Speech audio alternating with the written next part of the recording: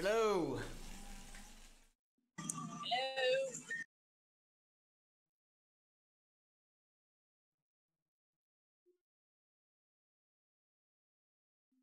Yeah, I'm here if you can hear me. Who's if you can hear me? This is Ian. Your profile looks like you have that Muppet animal on it. It's a monkey, but yes. Close enough.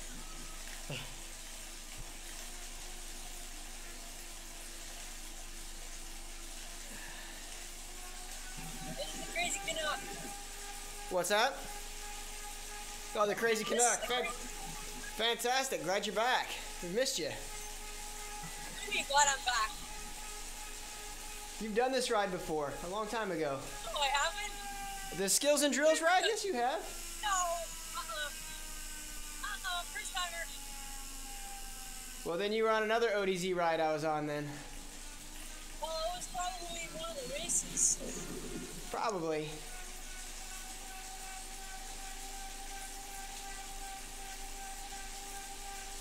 I race a lot on the women's races on Saturday mornings.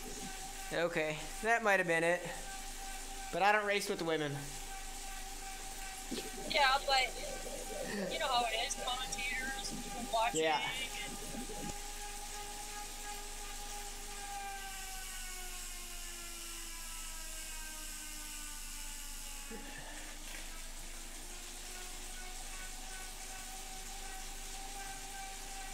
So what are we learning tonight? We are going over sprints today. Oh yay! Yeah, it's gonna be fun. And we're gonna work a little bit on our ramp up to it. And we're gonna work on a little bit of jumping from position.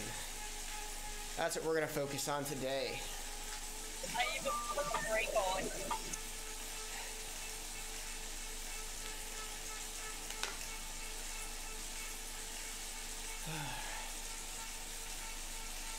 Normally I ride without the brake. You ride with a brake? No, like you know on Smart Trainer how you like turn off the brake on and off? Yeah. Normally mine's off. Ah, I gotcha. Alright. Yeah, we won't be doing too much crazy sprinting today.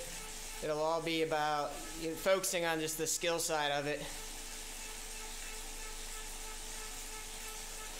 I have to relearn how to change gears. Yeah, that's when it gets a lot of people. Surprisingly. I know how to change gears outside, so I don't have to train. No, but yeah, but I mean, even just doing it on the sprint, that one gets a lot of people. I've done it myself where I forgot to gear up properly. I got in the sprint, and then I didn't know how to change a gear while I was sprinting. I just couldn't do it. My brain was hypoxic. It happens.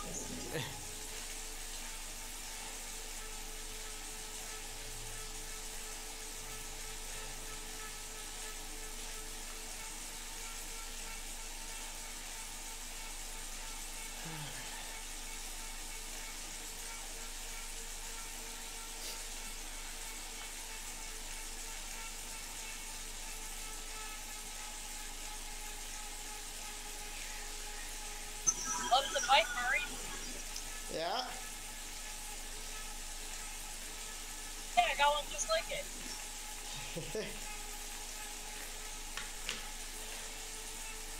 There's a couple of us with it.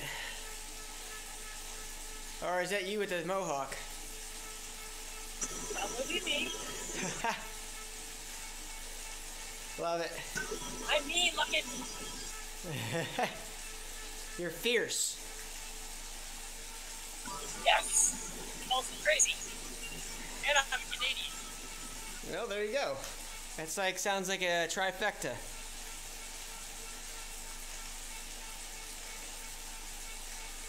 You can call it that.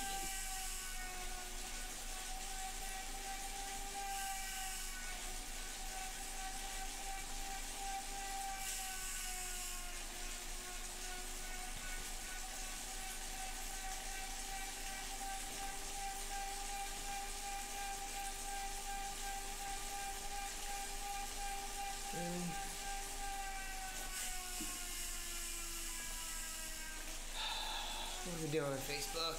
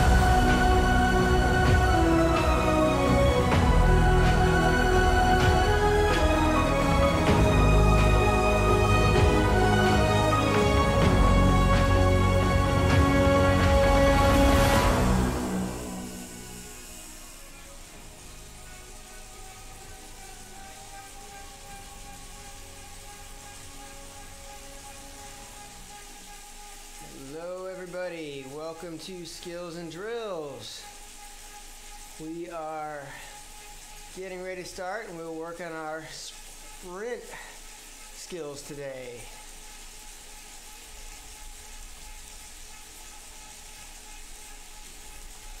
Our big focus is going to be on gearing and ramp up and then jumping from a good spot, not from the front.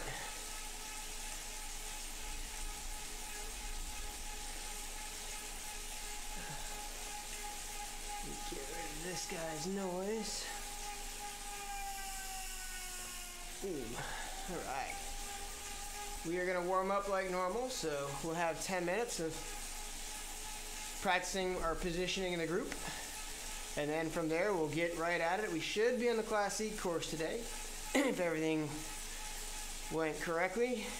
Should give us lots of opportunities to sprint on flat ground.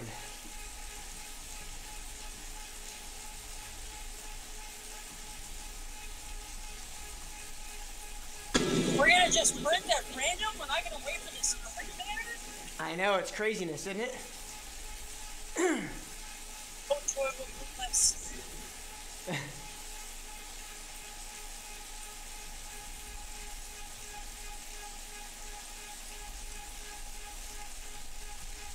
So, for those of you who are new to this, I encourage you to participate in the conversation. At times I'll go quiet as I type. Feel free to throw in questions, commentary, anything that you see as of value, or if it just needs to lighten up the mood, that's also encouraged. We are streaming live though, so I do request that we try to keep it PG-13. And I don't have a censor button, so there you go with that.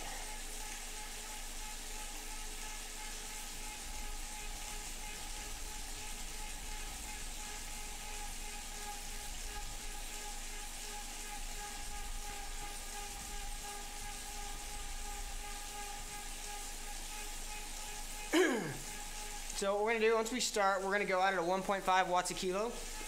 Max if you're at the front. Stefan, thanks for watching. And we're going to practice holding our position and moving around the group. So what I mean by that is, I want you to move forward and back using me as a center point. Practice holding a position at different parts of the group. So you're really going to try and get a good feel for what you have to pedal to stay in a good spot behind somebody.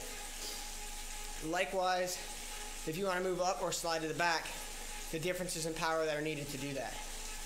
It's going to be a nice and easy pace, so you should be able to not tax yourself too much while warming up.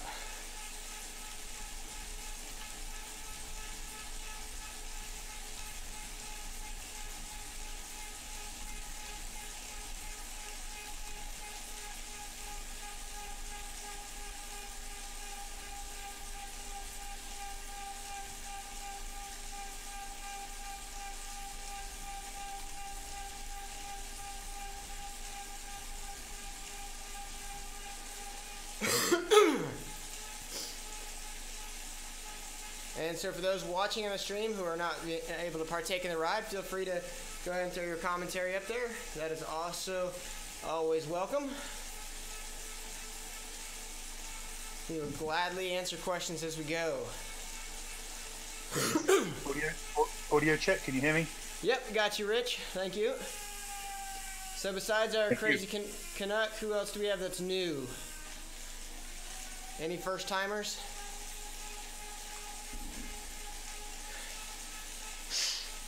All right. Yeah, this is my first time. Nate here. Hey, Nate. Welcome. Yeah, nice to be here. Have you done much racing on Zwift or group riding? This was my very awesome Christmas present, so I'm pretty new. Done a couple group rides, couple races, and mostly just getting really beat up. Welcome to the world of Zwift, my friend. Yeah, so we try to work here on some different skills that help making riding in the groups a little bit easier, as well as racing. There are a lot of similarities that translate over to real life racing, but there's also some Zwiftisms, and we try to cover those differences during our classes. Awesome.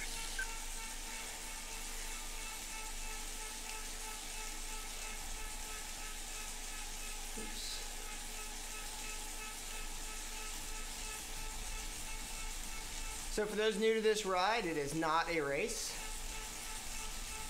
If you feel like you need to ride at 3.0 or 4.0 or more, you are in the wrong ride.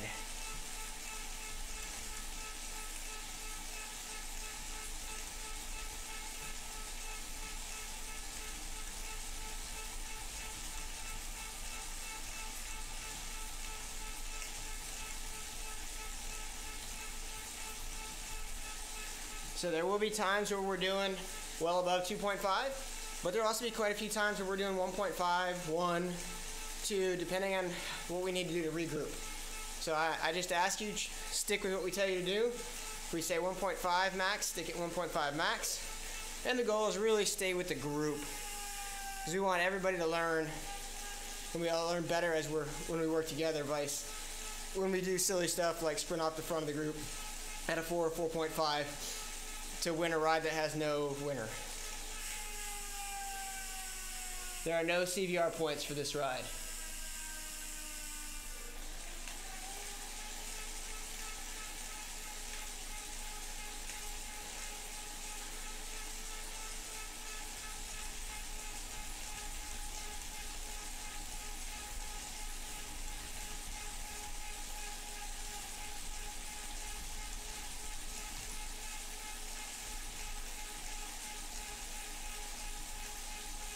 My throttle's a little sticky, okay? Well, just try and stick with what we're doing. I will do my best to adjust accordingly, but try not to yell at me. All right, I'll tell you a couple times, and after that, we'll just ignore you and say you're having issues. No worries. Some people have had some problems with trainers before.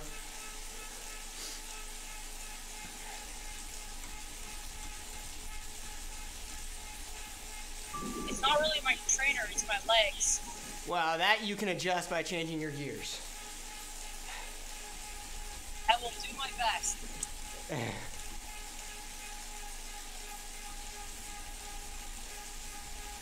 I'm still trying to find the bird that stole my leg.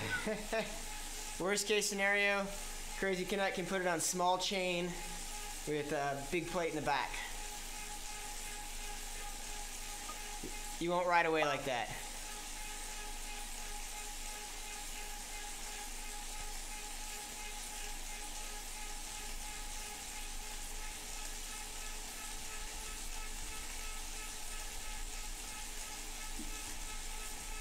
All right, remember we're out. Let's do 1.5 watts per kilo max at the front. So if you're on the front, 1.5.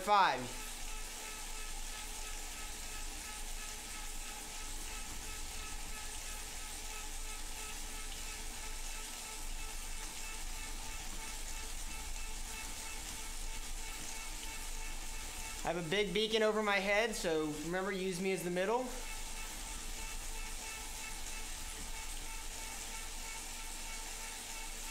After you've been at the front a little bit, come on back.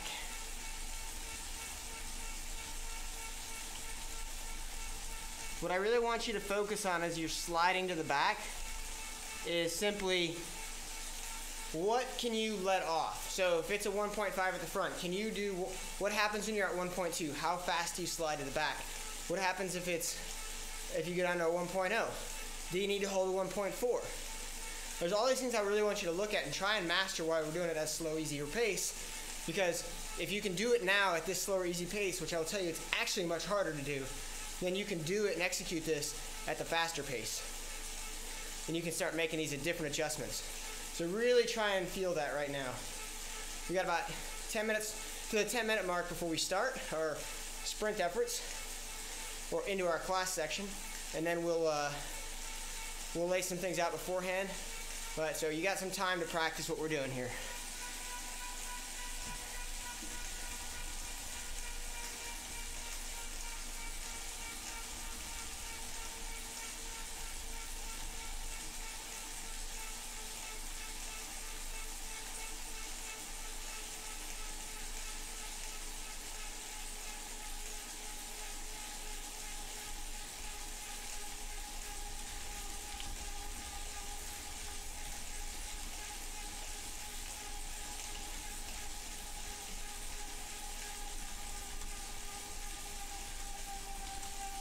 All right, so use this time, make sure you're going backwards and forwards, but also understand that you hit these small little inclines. We don't necessarily need to jump up the power there. We just need to recognize that it's there and shift accordingly.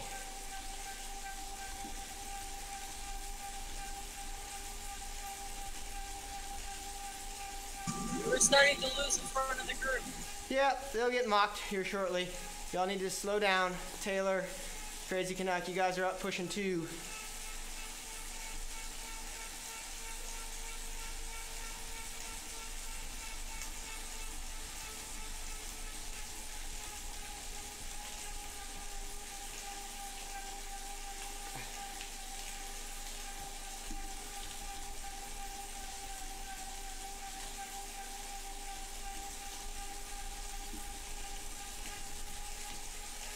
If you're at the front of the group, you should never see more than 1.5.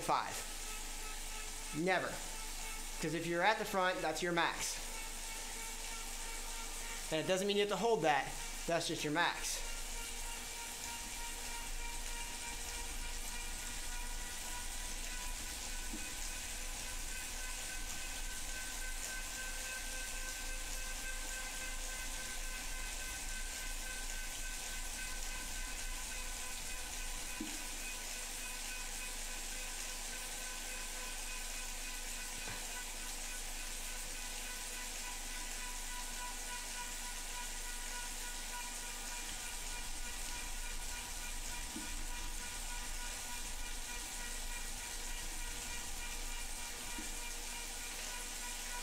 Alright, and if you're way up the road, ease it off to a 1.0. There's, again, no reason to try and take off here. We're not in a race. Going off the front only means you're going to lose out in the class, because I'm not going to come up to you.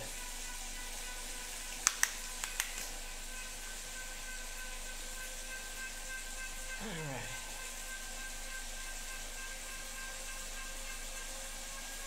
Good, we got a nice little group here. And the tighter we make our bunch, the faster we actually go, so it behooves everybody just to stay nicely together. We cover a little more ground, we make our sprints a little bit more realistic.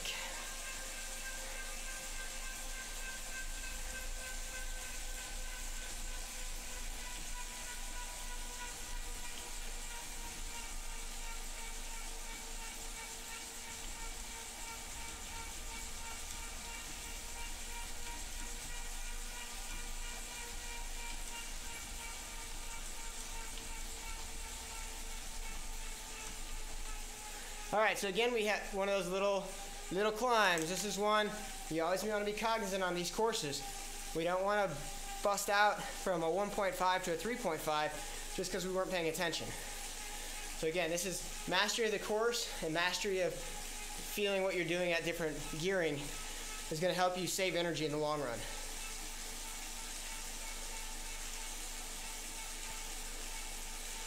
Alright, good job, front group coming back. Appreciate that. We're bunching up nicely.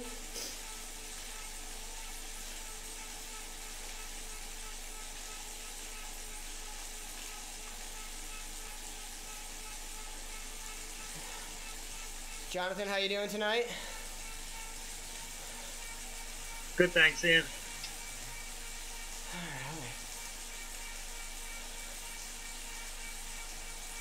All right, so what we're gonna do today on our sprint work is it's gonna be very simple.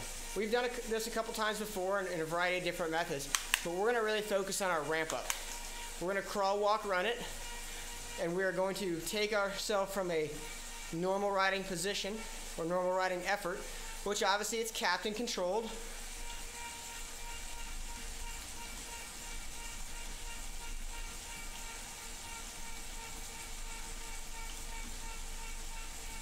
And then we're going to come out of the saddle with a shift and then build our speed into a sprint. It's going to be obviously very controlled at first, and then we will move it up into actually putting out a lot of power, or whatever power you're comfortable putting out. So again, it's going to be ramping. We'll do this a couple different ways, a couple different times. And then we'll start focusing on getting a good jump after that from a advantageous position.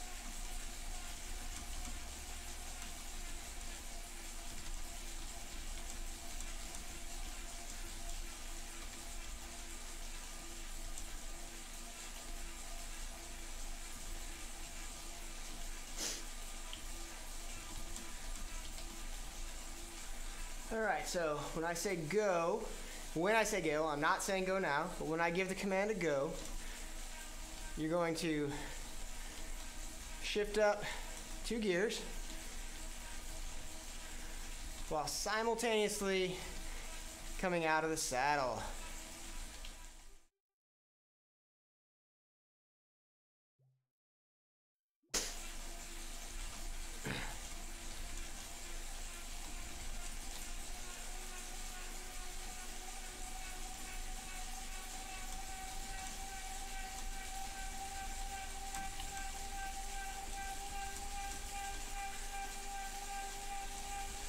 So, and when you shift up and come out, you're going to accelerate up to 115 RPMs. Don't worry about the power. I just want you to accelerate up to 115 RPMs.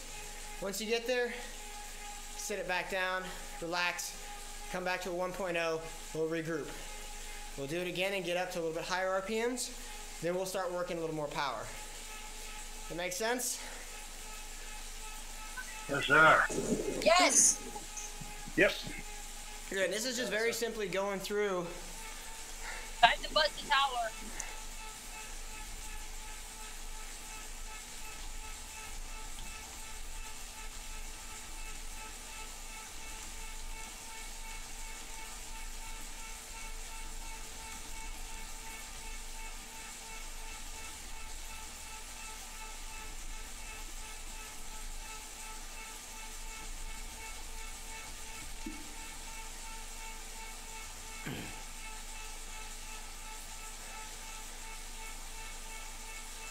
All right, we got some riders off the front still.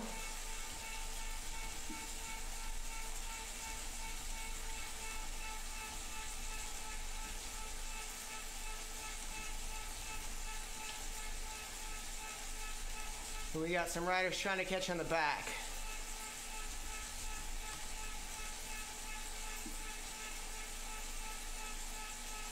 Gonna let Grode and a couple others get back on.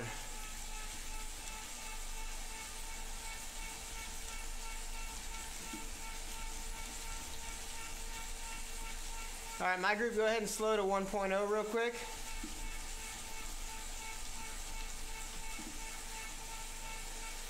just nice and easy first. We're gonna let a couple people back on, so we start with the most amount of people, or as many people can participate as possible.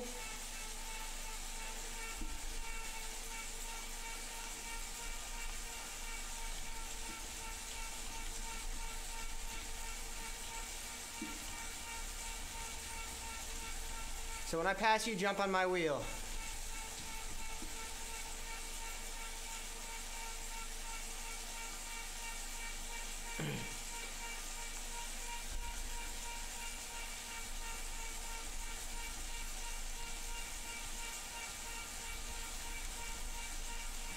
So I'm going to bring it up to 2.0 here, and I want you to get to 2.0 at 85 to 95 RPMs.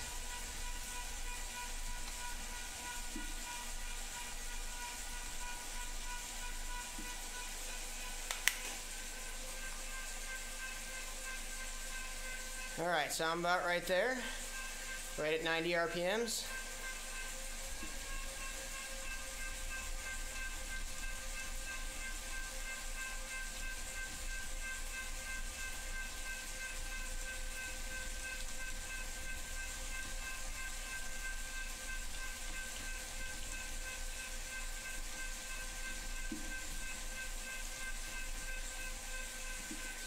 All right, when I say go, we're gonna ramp it up and rev it up. You're gonna shift up 2 gears, stand up, and rev it up to 115. All right, get set.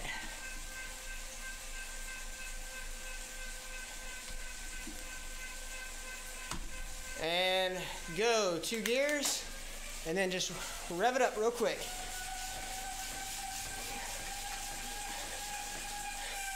And settle down. Was anyone not able to get to 115? I got 110.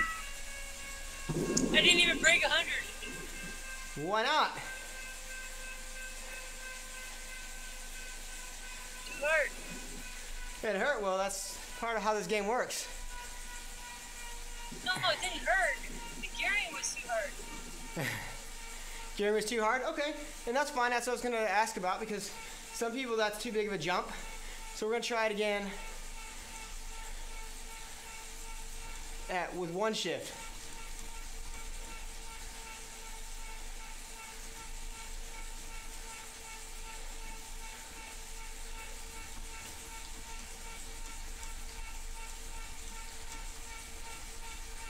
Seth, was that the same for you? Gearing was a little bit too much for the jump? Yeah, it's too big a jump. Yeah, I hit it, but it was a really big push. Yeah, same here. I mean, I got up to about 800 or so. So John, I mean, I got there, but it was definitely pushing. Jonathan, good job.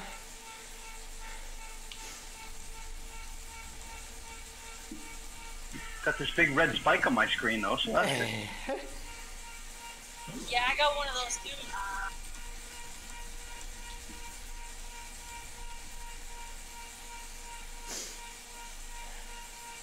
All right, so as I pass you, jump on my wheel.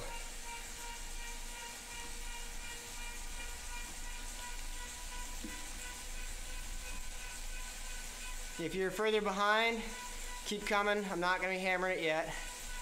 Well, Eric's on a single speed.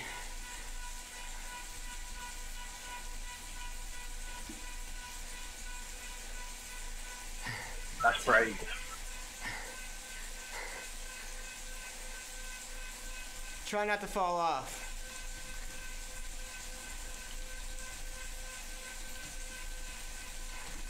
I was wanting to try to see this. Please don't fall off. I can't do first aid. I'm at my house. On Swift. I cannot fly over wherever you are so that I can perform first aid. You're on your own. All right, 1 shift this time. 1 shift. Get set and go. 1 shift and bring it up.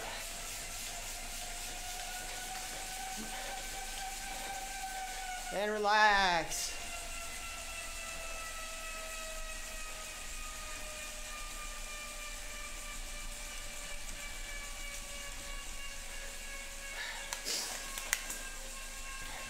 Everybody get there?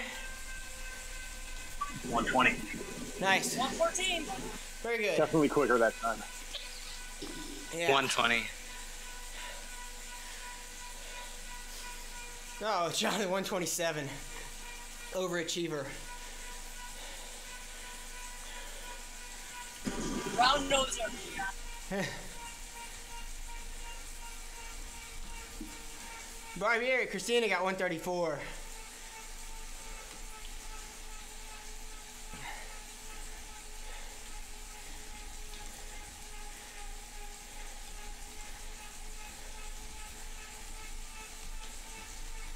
I hit my 115 and stopped. One save about 117. All right, good. So Yeah. now what's that? I bounced 120 and then hit 117 instead. Yeah, so what we're gonna do now is we're gonna change it up a little bit. We're gonna start at a little bit harder gear, and we're gonna leave it there when we start the sprint.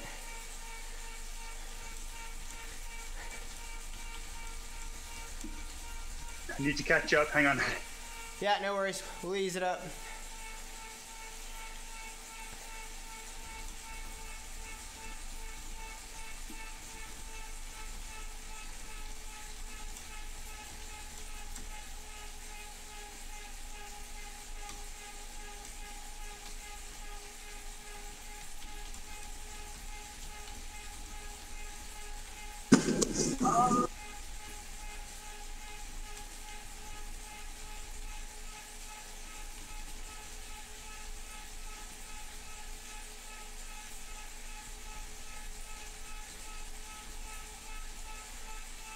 All right, so you're gonna be at a 2.0 at 70 to 80 RPMs. And when I say go, you'll ramp up your sprint from a seated position up to about 100. This is step 1 of what we're actually gonna do. This is part A, part 1, whatever you wanna call it.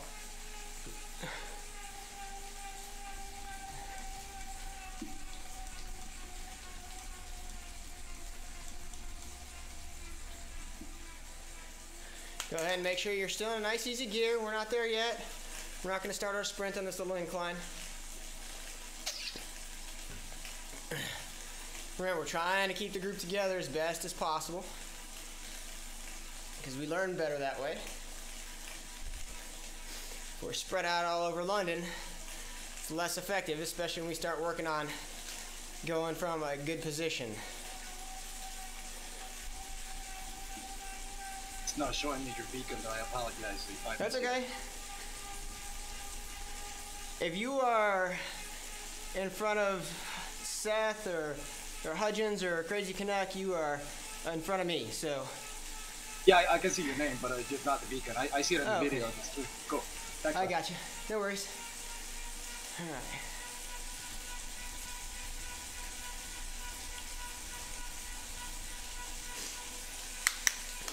All right. Go ahead and start getting ready to shift.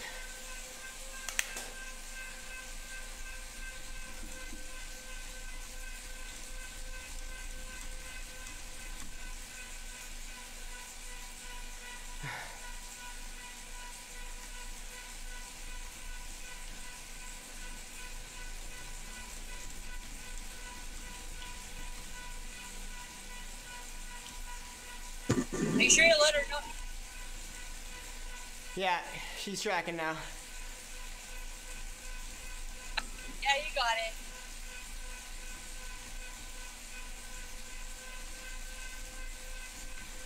All right, so once I pass you, go ahead and shift yourself into the right gear.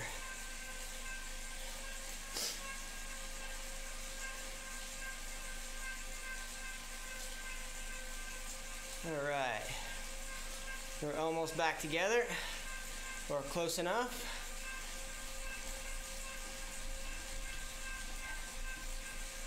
All right, everybody get set.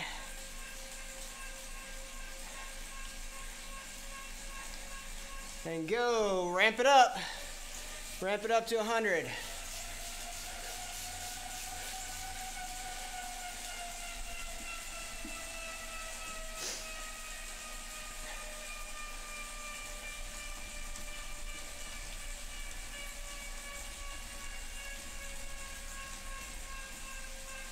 So, who noticed that it didn't really take much power, even though it did take a lot of torque to get there? I did. Yeah, and then once you got there, you could hold it a whole lot easier. Yeah.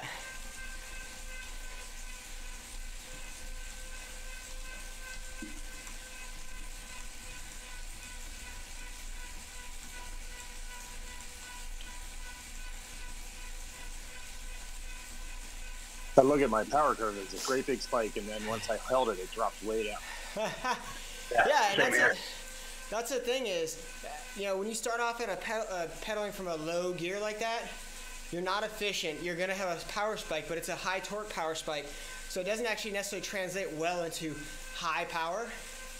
So if you look at my power spike, for example, there, I only hit 450 watts. But when I was doing the out of the saddle sprint, I was up at closer to 800. Different RPM, sure, but I mean, I was up there a lot quicker.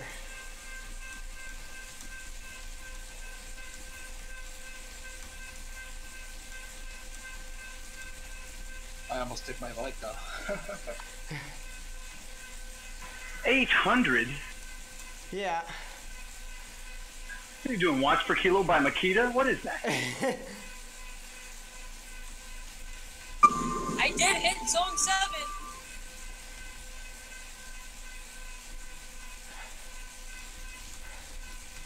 All right, so we're going to do this one more time, same cadence, but now we're going to come out of the saddle.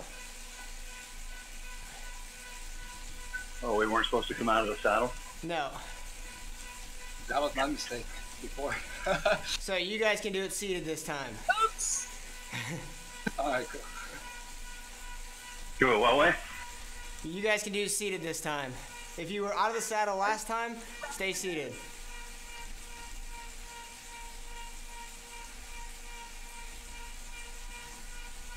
Copy.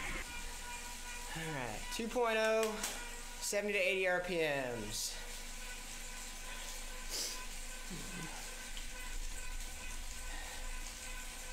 Get set.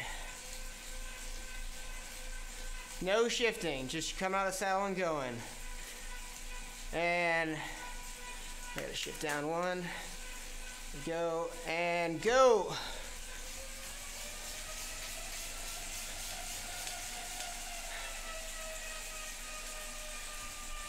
And relax.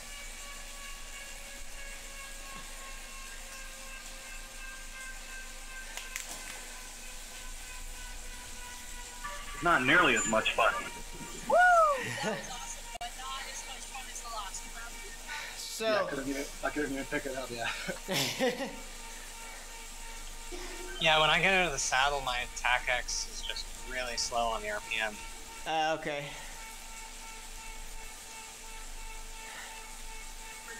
I like the other one.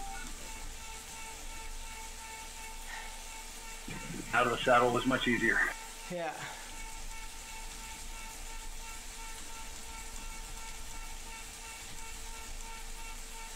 Does anybody find RPMs better if you just set up like a separate cadence sensor on your bike? Yeah, I mean, I have my power tap pedals do my cadence sensor. My wife uses a cadence sensor. We don't use the trainer for it. And I've got zero issues with the trainer. I'm on a Kicker 2.0. Yeah. I just switched off of my cadence sensor onto my trainer when I got an Apple TV, and I really didn't notice any difference. Okay, maybe I just need to calibrate it or something. It's quite a lag on the RPM.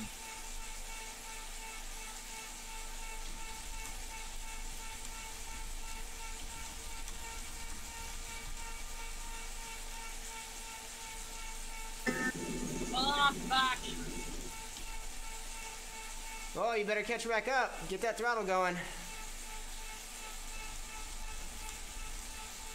On the way.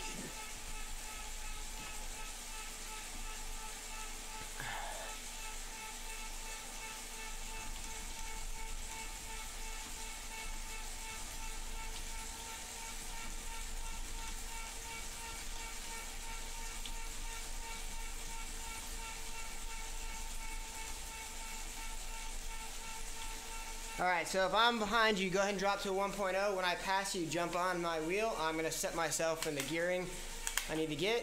What I want you to do is seated, or excuse me, come out and stand, get up to 115 RPMs, then sit and hold it for a 3 to 5 count.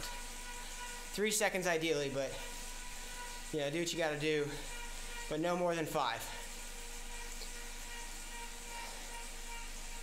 So the idea in this one is get it up there and hold it for a brief second, but you're gonna have to sit back down, because one of the things that you'll see when we're not gonna do it sprint to fatigue or sprint to exhaustion is that a lot of people have a hard time staying out of the saddle, especially going very hard for long periods of time.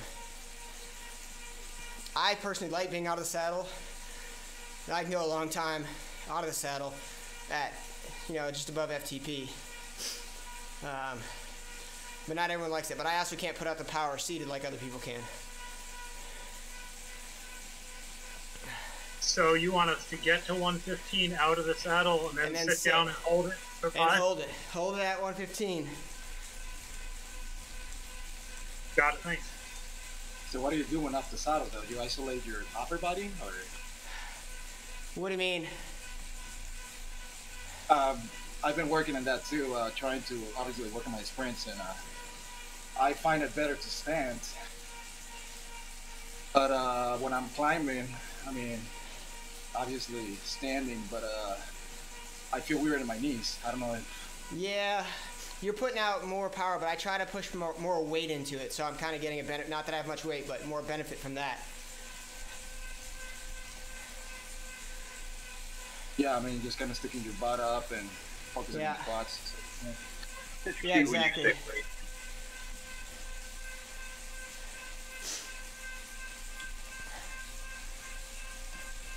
All right, get set and go. Bring it out up to 115. You should not be shifting. 1, 2, and 3. Woo! Got 1 out of 5. Couldn't go further. Yeah. Front gear.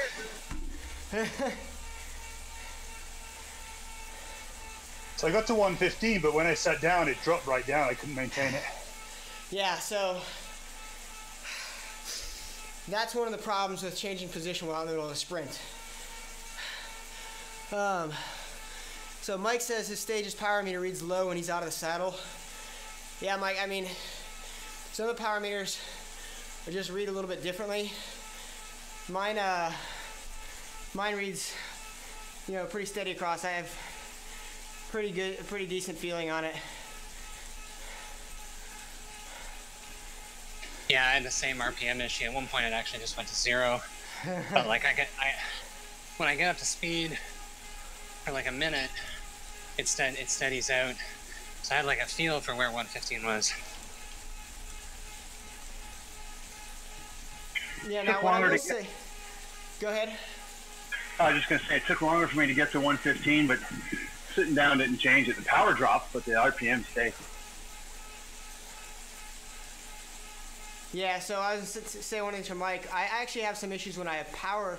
My power will change when I move from standing to seated and seated to standing, but it catches back up. But that might be a left foot, right foot thing that Stages has, because they're only monitoring left leg.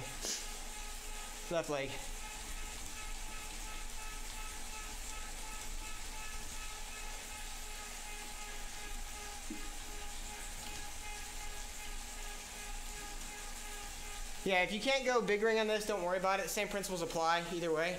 Let's spin these legs out a little bit. I want you guys to be able to recover for the next part.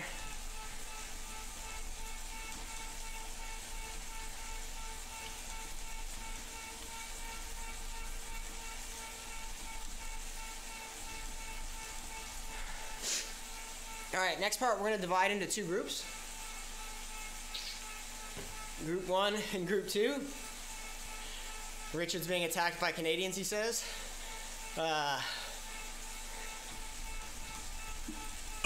So sad for him.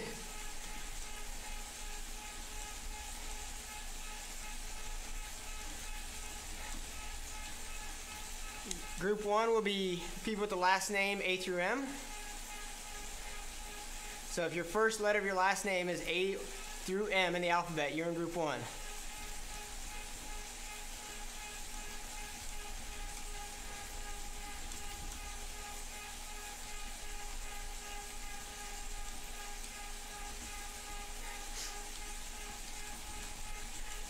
If your last name does not start with the letters A through M, you're in group 2. It's pretty simple. If you're not A, B, C, D, E, F, G, H, I, J, K, L, or M, you're not in group 1. So what we're going to do is we're going to practice trying to jump somebody. Not gangland style, but we're going to jump them as far as trying to get in a good position and attack from out from behind a person like that. So group 1 will be attacking group 2. Group 2 will attack group 1. We'll call it when it happens. So when I say, Chris Taylor, you're killing me. You're my hero.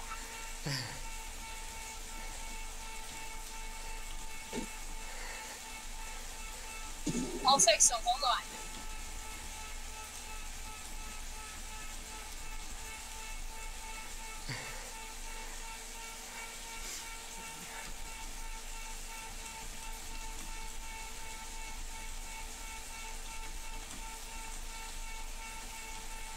So much for the Oxford comma. Yeah, I got tired of Somebody commas. beat me to it. I typed all up there too, so.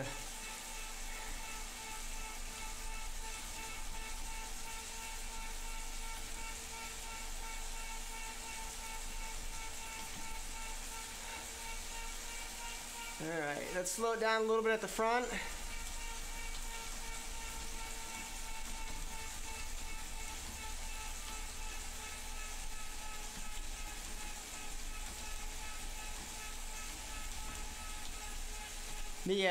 So what we're going to do is when I say get ready, as a group 1 person, if I say group 1 you're attacking, you're going to try and get on the wheel of a group 2 person. Just anyone, doesn't matter.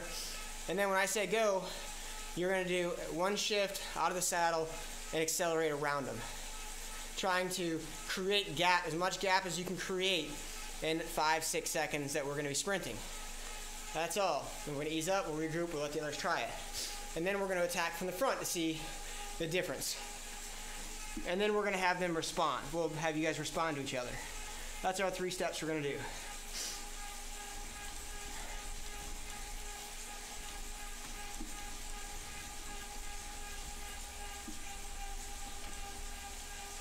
Just told the grandpa to slow down. Yes, you do have a grandpa in this group. That's okay. Grandpas are alright.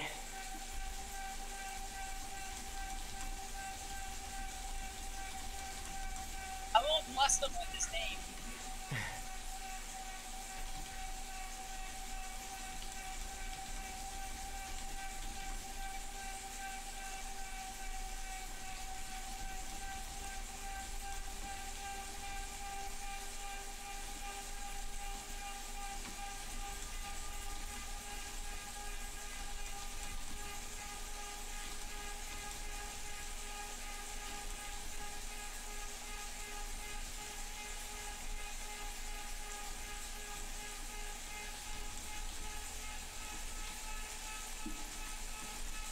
All right. Is that crystal clear? Group 1, group 2, what we're doing? So I want to try and regroup as fast as possible.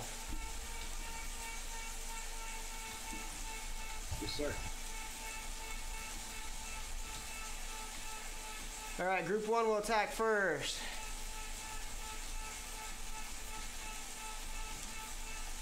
Find a G2. I happen to be right on Mr. Taylor's, Soderstrom's wheel. Everyone come up to 2.0.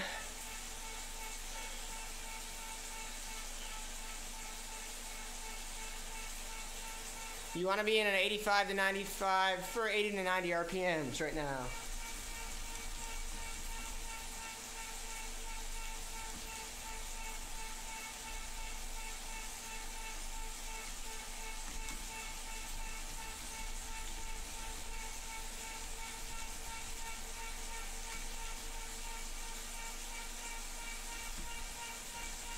All right, get set. I gotta move myself into a decent position here.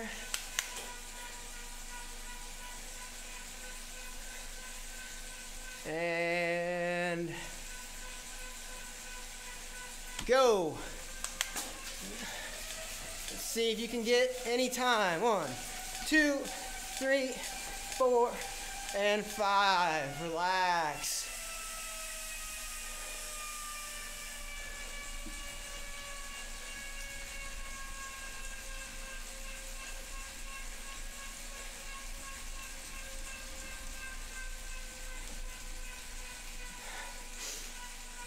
All right, let's get back on G2, folks.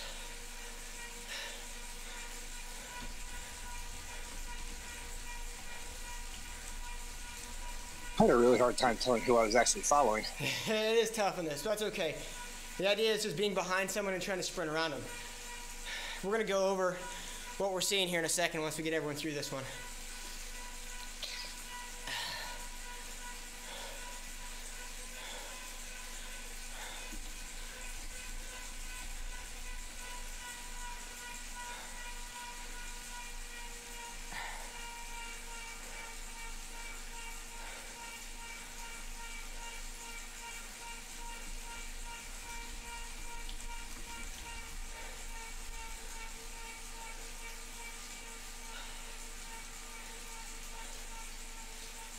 I didn't say go yet, Robin. I just said tighten up.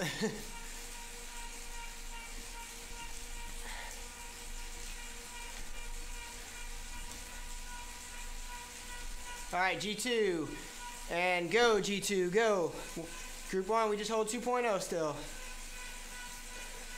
1, 2, 3, 4, and 5. Good job, Jonathan. Relax, everybody.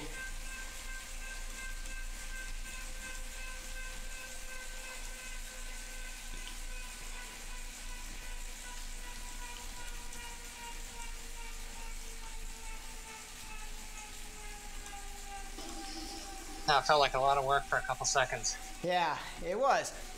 But wait till you see what happens when we're trying it from the front.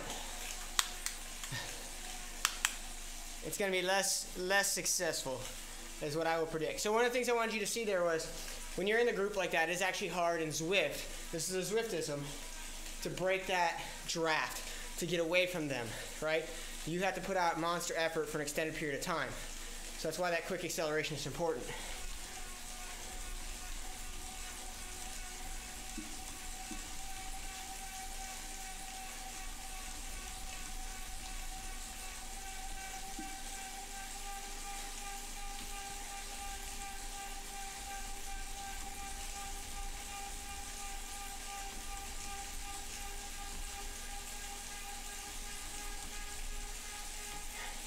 Yeah, Michael, it'd be nice to get color-coded jerseys, but that's a bridge too far for them right now. Headquarters got swamped with other things that they deem more important. Shirts and skins? That would be a little unsightly for the woman. Yeah, a bunch of either pasty, chubby old dudes trying to lose weight, or a bunch of really skinny, pale-chested guys with tan arms. Yeah, but you guys wear no shirts at the beach, so where are you going with that? That's true. Good point.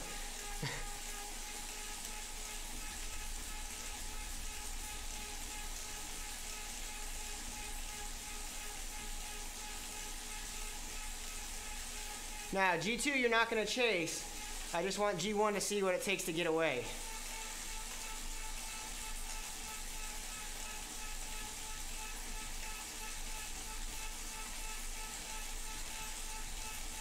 Get set, G1. I move myself up to a 2.0.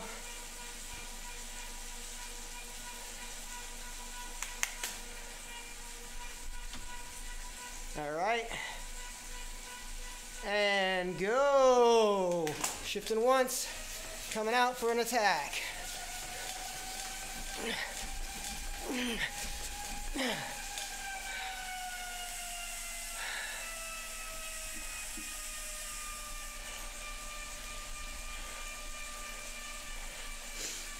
Relax your group. So now, The interesting thing there is if you have a gap already on someone, not a gap, but if you have clean air in front of you, it's a little easier to get away on Zwift. A little.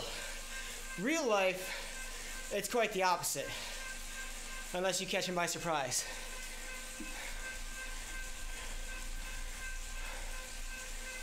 Colored socks for the groove is actually a really good idea. Yeah, it is. But I'd have to get everyone doing it ahead of time. They don't give me the power to change clothes for people.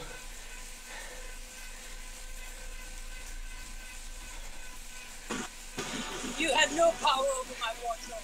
That's right. I like people to express themselves. Other than the jersey. You have to wear the jersey that the game has put on us.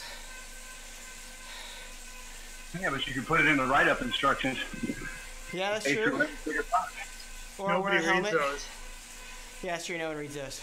And they don't change them week to week. Only on Facebook when I put something up. I don't change my socks in real life anyway, so why bother? That's true.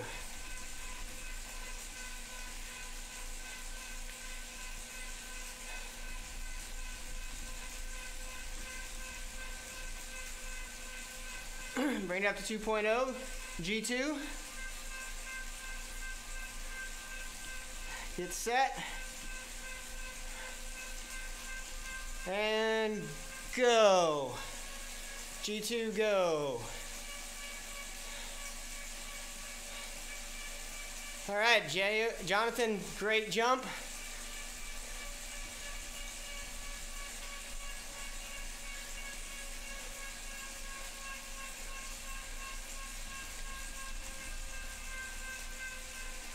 Regroup on me so we can get the next one going.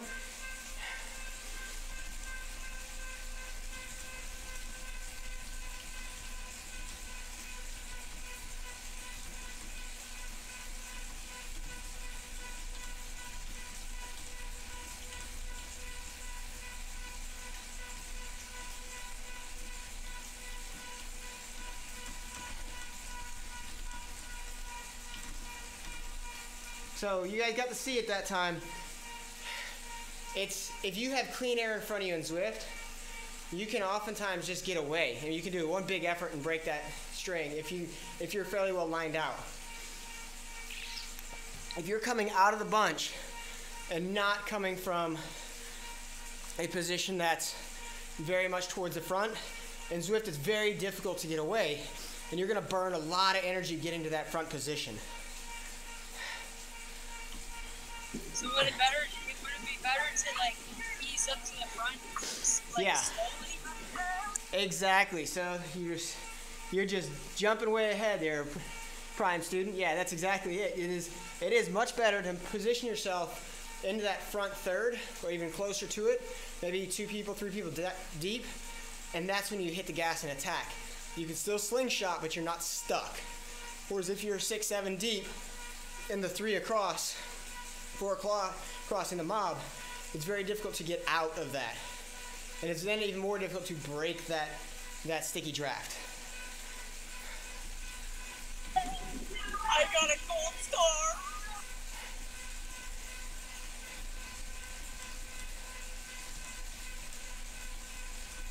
Did you get that?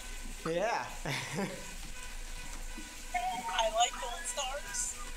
They're better than silver.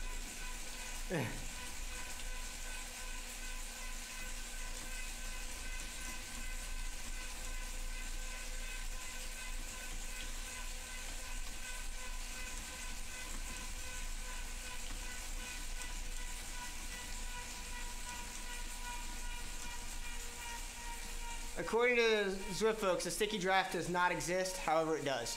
We all know it does. Oh, it does. I've seen it. I felt it. I've been in it.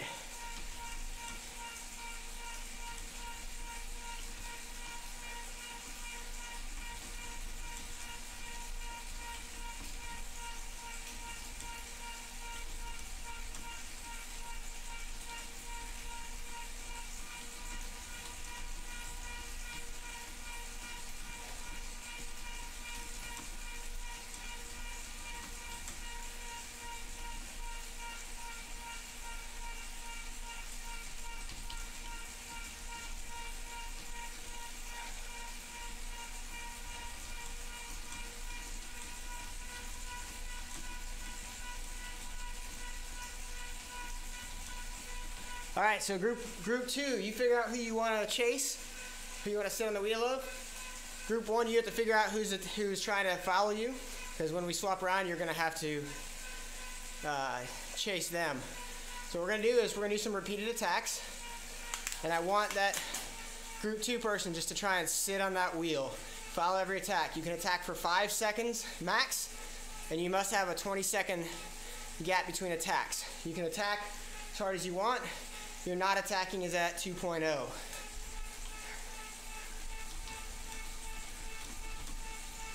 Say that again, please.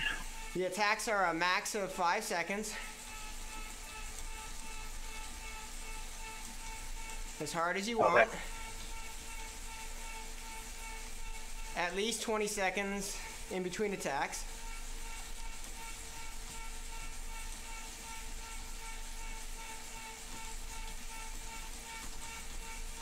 When you're at the gap, that recovery whatnot is 2.0 is your max.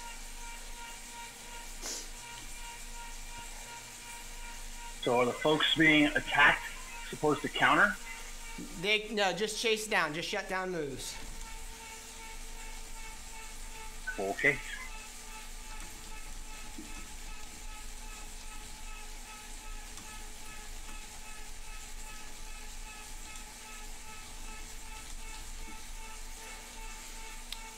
But I want you to try and figure out who's attacking you or who's chasing you, because then when we swap, you'll just get them rather than regroup.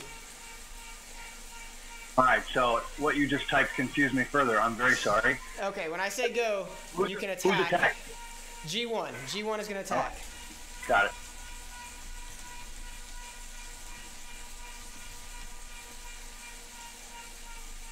We're going to go for 2 minutes.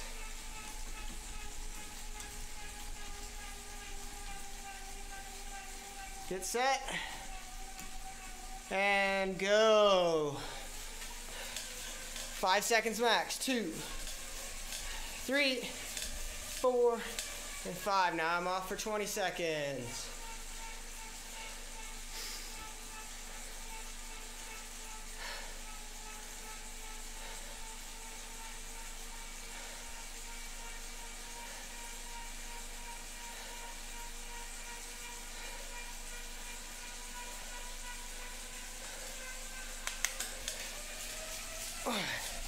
Two, 3, 4, and 5.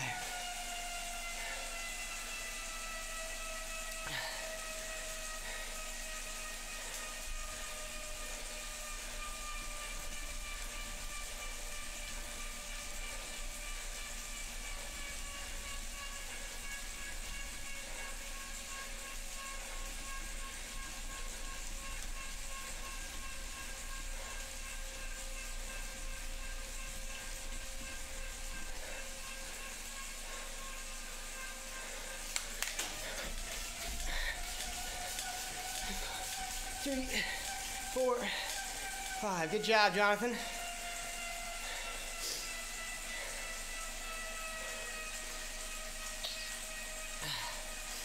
Now try to not go over the top.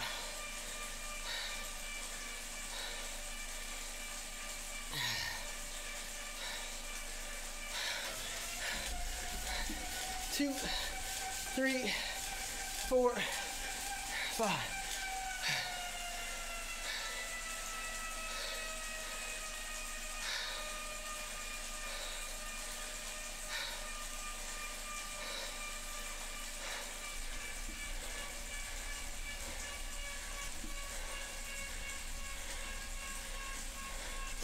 We're going at 51 for the next set of attacks.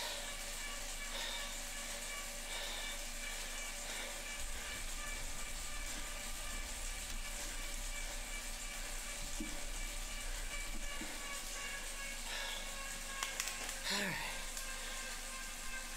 So now whoever was the chaser is now the attacker.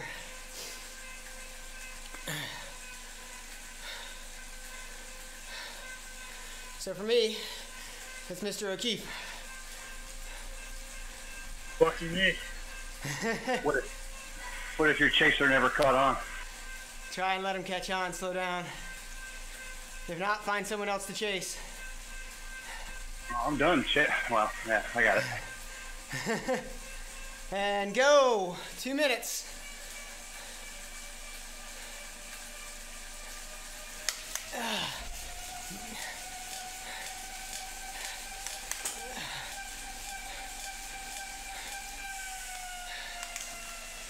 So one of the things you need to do as a chaser here is be cognizant of your chasees, your attackers, watts per kilo. I get the luxury of shifting as much as I want. I just have to respond to their attack and sit on that wheel. So I'm gonna switch to my avatar point of view. O'Keefe got me in avatar shift. Damn you! Was able to get a couple bike lengths. Not as dumb as I was.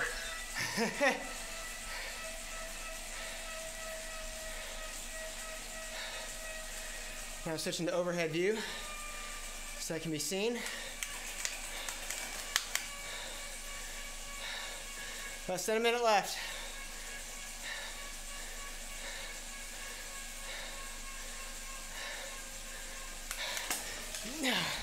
So you can see that one attack right there gave him about a 5 bike length jump, and I have to chase.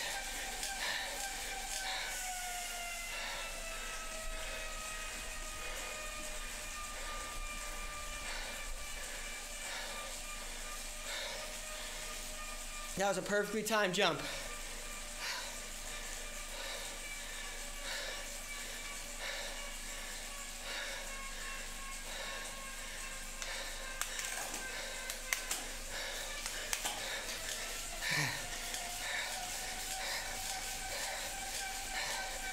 And right there, we were ready for him.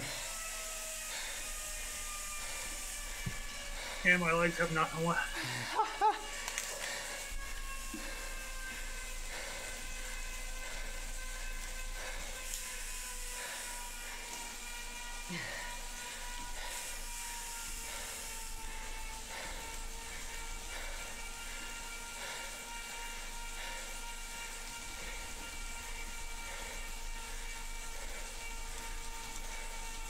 You're gonna catch that jump just right. Yeah, exactly. So that's one of the reasons we really talk about conserving the matches or conserving the energy, because if I have more matches than you, I only need to be right one more time than you're wrong as we do those kind of accelerations.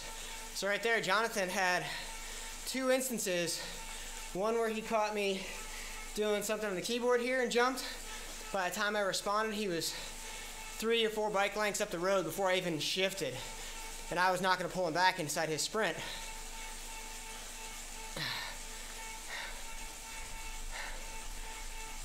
And then I had 2 times where I was, as soon as I saw his watts per kilo change, I was on it. And I stayed right there with him.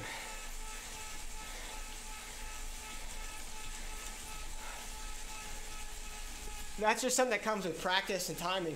Now again, that's a Zwiftism that I could see his watts per kilo. In a real race, in a live race, you have to listen. You're listening for shifts, for chain or drivetrain noise changes, or that one too. That signals someone's going.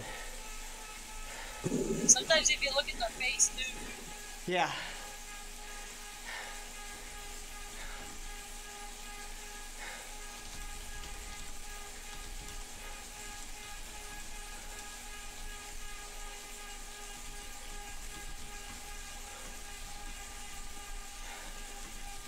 I'm gonna type this out real quick and I'll give you guys a recap.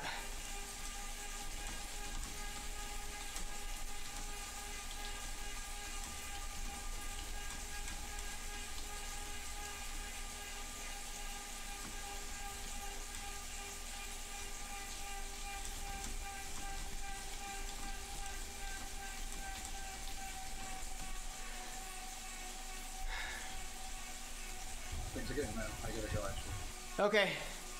Thanks.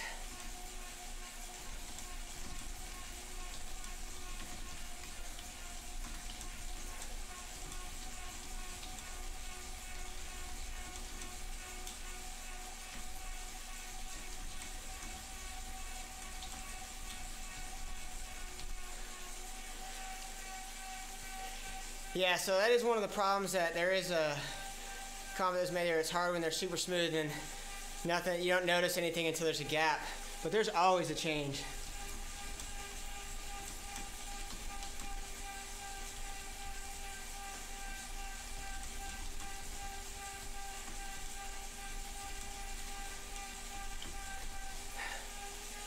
And there's always going to be something. So, a quick recap for you guys on Discord.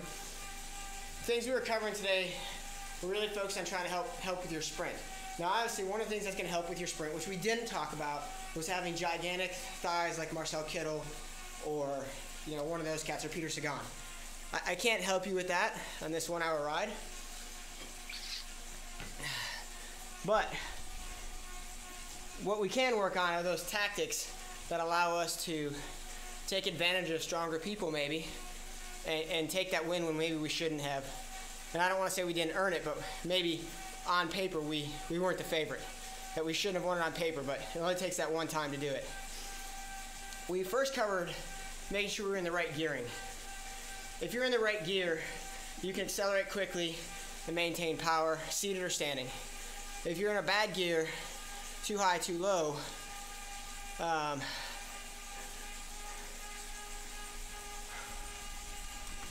then you're not going to be able to respond in an efficient manner.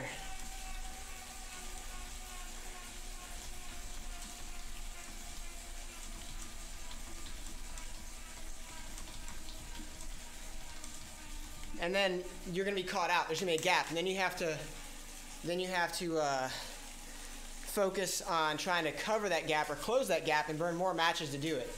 And if you get caught out more times than not, you're going to blow up really, really early. So you want to avoid that. And then the other part is getting up to a cadence you can manage. And one of the things that is going from seated to standing is one thing. Going from standing to seated, which a lot of people force themselves or have to do because they came out of the saddle and started their sprint too early, is a very difficult power and RPM level to hold. Usually there's going to be some kind of significant change when you go from a seated to a standing, or excuse me, a standing to a seated position. So be cognizant of that and don't open your sprint unless you can hold it. And that's that key to that last part we did in the first set. And then after that, we started looking at some Zwiftisms about where you would position yourself and the effects of positioning in the group when you launch an attack or start a sprint. One of the things we saw was if you're in the middle of the group, you're wasting your time. You're going to burn a lot of matches just trying to get out of the group, let alone not even making any headway. So it's really important that you position yourself correctly. And our crazy Canuck said it spot on. Ease your way to the front. That's what we were practicing on the first 10 minutes, moving around the peloton. Ease your way to the front. Get yourself tactically positioned well in front of the time when you want to do it. Fight for the front two wheels, hold them, and when you're at your position where you want to attack, you launch, and you launch it and you just give it all. And because you're in that front position, you're not going to be stuck in the sticky draft. You can get out and away much quicker. That 5 to 7 second burst can get you that 1 or 2 seconds that will either get you away potentially or allow a small group to form and get away from the bigger bunch, which then reduction in numbers gives you a better chance of winning, better odds. So after we went through that, the last thing we covered today was about following someone's attacks and really trying to pay attention to what they're doing. And that's really the hardest part of this game, is anticipating someone's move before they go and reacting in enough time that you don't have to cross a huge gap. So be cognizant of that as you're doing this. You should be able to see changes, but they might not come that quickly. So you want to really pay attention to those avatars. From the number 3, which is the avatar point of view, you can really see the cadence of the rider, the position of the rider. Do they change from being a seated to standing position? That means something's changed with the cadence on that rider. So maybe they dropped the gear and are accelerating, or they come out of the saddle. You know, do they drop from an arrow to a not arrow position? There are a lot of different things to look at. The watts per kilo. You know, that's going to be their first thing once it goes orange. But once it goes orange, if you didn't react already, you've already got a gap. So that's basically it for today. Anybody have any questions on what we covered? No, sir. Great class. Thanks, Coach. That's awesome. Thanks. Great job, Ian. Thank you. Thanks, Ian. Thanks for giving me gold stars. Oh, thanks. Yeah, so hope to see you guys here. I'll be gone the next 2 weeks, but Frank Solis is going to be running it, and then I'll be back after that. So hope to see you guys when I get back. Thanks, Ian. Appreciate it. Nice as you? Thanks, Rich. What's that? Is Frank as nice as you? Nobody's as nice as I am. Just ask Seth. Crap! That's gonna be a problem. Nah, Frank's an awesome guy. He's a great guy. They call this guy the evil elf for a reason, Liz.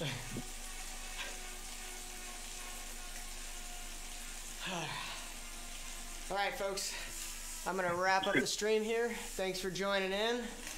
Really appreciate it. All right, man. We'll talk in a minute. I've got to say goodbye to everybody here. Thanks for joining the stream or watching later on. Really appreciate it. And we'll see you next time.